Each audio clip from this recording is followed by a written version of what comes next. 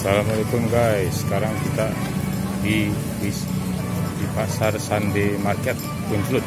Kita menemui Pak, siapa namanya Pak? Pak Riki. Pak Riki ini pedagang kecimpring di pasar Kunclut setiap hari Minggu.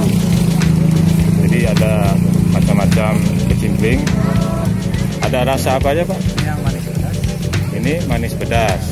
Kalau yang ini apa? Original. Original itu apa Pak? Nggak pedas. Asin.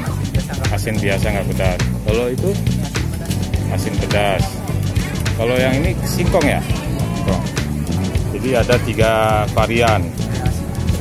Pedas, asin, asin pedas. Itu 1 kilonya berapa Pak? 24 ya.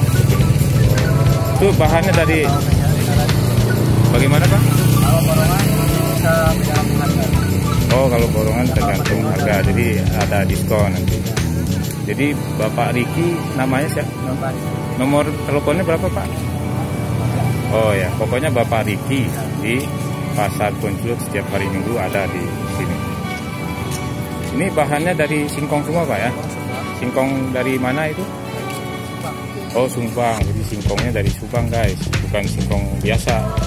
Mungkin mengapa harus singkong Subang? Ya harus yang bagus. Oh, karena kualitasnya bagus. Jadi mempengaruhi hasilnya ya. Renyah Pak ya. Nah, jadi ini kecimpring di pasar.